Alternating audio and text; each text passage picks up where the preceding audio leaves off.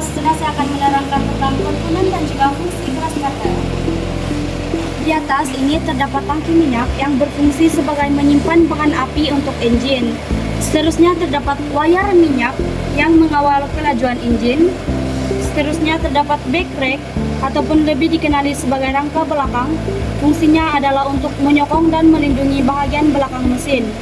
Seterusnya terdapat glass cutter cover ataupun lebih dikenali sebagai penutup pemotong yang melindungi pengguna daripada bila yang berputar.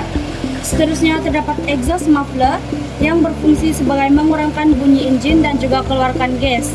Seterusnya terdapat ignition coil yang berfungsi sebagai menghasilkan volten tinggi untuk percikan api. Seterusnya terdapat silinder block yang berfungsi sebagai tempat piston bergerak dan berlaku pembakaran.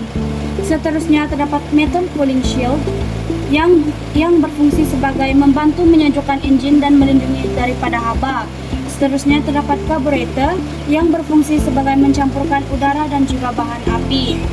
Seterusnya terdapat air filter yang berfungsi sebagai menapis udara supaya bersih masuk ke enjin. Seterusnya terdapat flywheel ataupun roda tenaga yang berfungsi sebagai menstabilkan putaran enjin dan menyimpan tenaga. Seterusnya terdapat piston yang bergerak naik turun untuk menghasilkan kuasa. Seterusnya terdapat fire starter yang berfungsi untuk memulakan enjin dengan menarik tali. Seterusnya terdapat pulley starter yang berfungsi sebagai memutar enjin ketika menarik tali. Seterusnya terdapat spark plug yang berfungsi sebagai menghasilkan percikan api untuk pembakaran. Yang seterusnya adalah crankshaft yang berfungsi sebagai menukar pergerakan piston kepada putaran. Dan yang terakhir adalah blade bila pemotong yang berfungsi sebagai memotong rumput ataupun semak. Oke, itu sahaja daripada sekian dan terima kasih. Hai, seterusnya saya akan menunjukkan cara-cara pemasangan bagi komponen grass cutter. Kita akan sambungkan terlebih dahulu crankshaft dan juga crankcase ini.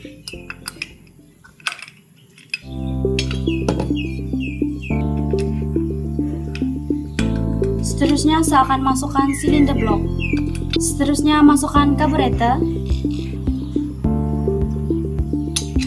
Seterusnya masukkan flywheel. Seterusnya masukkan spark plug. Seterusnya saya akan menutup mesin ini dengan penutup mesin. Dan ini merupakan penutup mesin yang kedua. Akhir sekali terdapat fire starter ataupun pulley starter di bahagian sini, tetapi tidak disediakan. Oke, itu sahaja daripada saya. Sekian dan terima kasih.